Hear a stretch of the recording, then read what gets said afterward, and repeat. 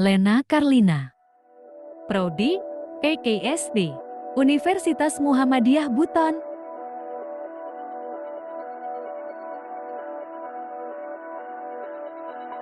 Selamat menyaksikan aliran-aliran dalam filsafat pendidikan, yaitu ada konstruksionisme. Konstruksionisme sosial adalah teori bahwa orang mengembangkan pengetahuan tentang dunia dalam konteks sosial, dan banyak dari apa yang kita anggap sebagai realitas bergantung pada asumsi bersama.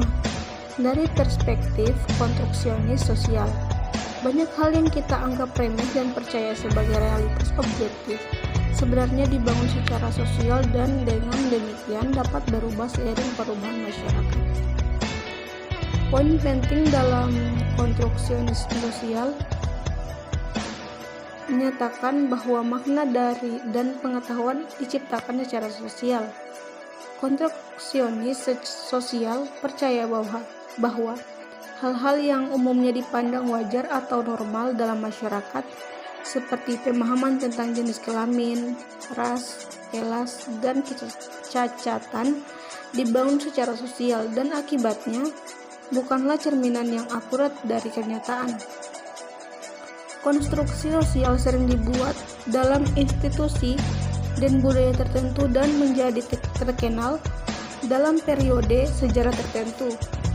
Ketergantungan konstruksi sosial terhadap kondisi sejarah, politik, dan ekonomi dapat membawa mereka untuk berkembang dan berubah. Beberapa ahli percaya bahwa dengan menyatakan bahwa pengetahuan dikonstruksi secara sosial dan bukan hasil observasi realitas, konstruksionisme sosial adalah anti atau realis. Konstruksionisme sosial juga dikritik atas dasar relativisme dengan menyatakan bahwa tidak ada kebenaran objektif dan bahwa semua konstruksi sosial dari fenomena yang sama-sama sah, tidak ada konstruksi yang lebih sah dari yang lain.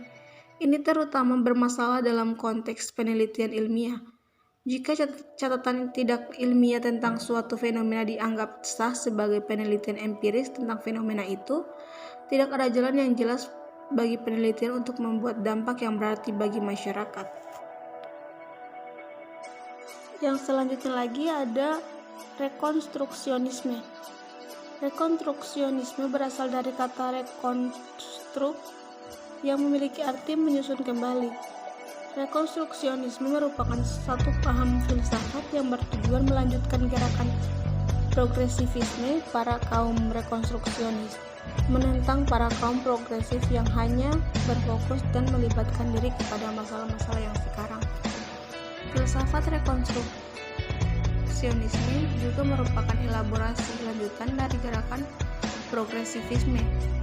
Para kaum rekonstruksionis meyakini bahwa peradaban manusia masa depan sangat ditekankan, mereka juga menekankan tentang perbedaan terhadap individual seperti kaum progresif, akan tetapi rekonstruksionisme lebih menekankan terhadap pemecahan masalah, berpikir kritis, dan sejenisnya.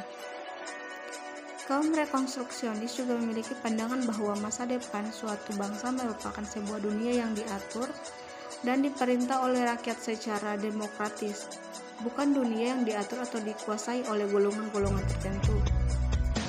Menurut mereka, cita-cita demokrasi yang sesungguhnya tidak hanya dalam teori, tetapi harus diwujudkan menjadi kenyataan sehingga dapat meningkatkan kualitas kesehatan, kesejahteraan, tanpa ada pembedaan terhadap warna kulit, keturunan, nasionalisme, agama atau kepercayaan, dan masyarakat yang bersangkutan. Selanjutnya ada eksistensialisme.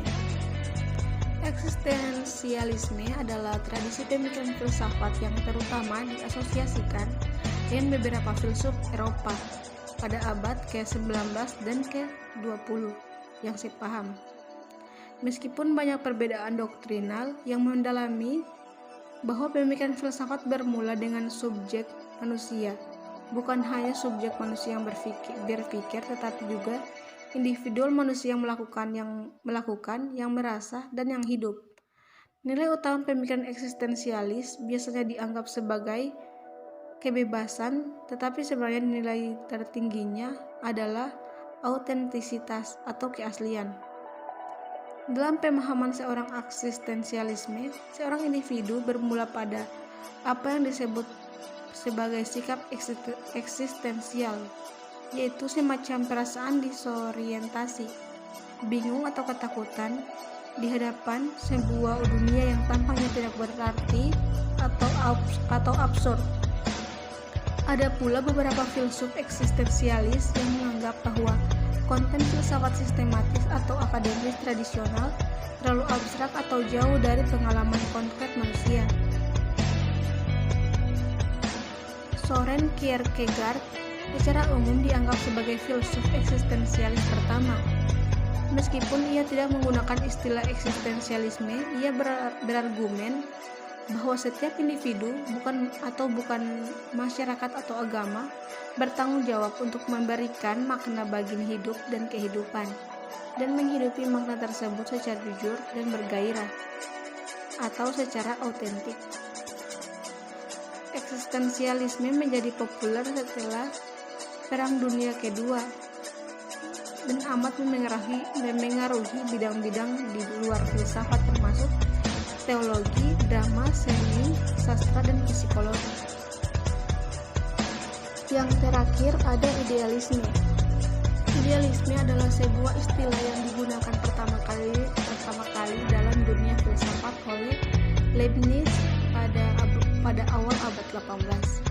Ia menerapkan istilah ini pada pemikiran Plato, seraya memperlawankan dengan materialisme Epikuros.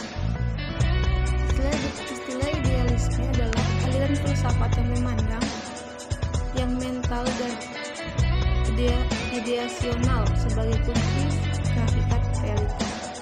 Dari abad 17 sampai permulaan abad 20, istilah ini banyak dipakai dalam pengklarifikasian filsafat.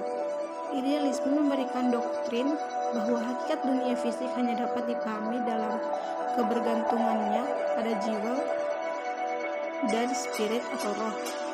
Istilah ini diambil dari idea, yaitu sesuatu yang hadir dalam jiwa. Pada filsafat modern, pandangan ini mula-mula kelihatan pada George Berkeley pada tahun 1685 sampai 1753 yang menyatakan bahwa hakikat objek-objek fisik adalah idea-idea. Leibniz menggunakan istilah ini pada permulaan abad ke-18, menanamkan pemikiran Plato sebagai lawan materialisme. Idealisme memiliki argumen epistemologi sendiri. Oleh karena itu, tokoh-tokoh teisme yang mengajarkan bahwa materi bergantung pada spirit tidak disebut idealis karena mereka tidak menggunakan argumen epistemologi yang digunakan oleh idealisme. Mereka menggunakan argumen yang mengatakan bahwa objek-objek fisik pada akhirnya adalah ciptaan Tuhan. Argumen orang-orang idealis mengatakan bahwa objek-objek fisik tidak dapat dipahami terlepas dari spirit.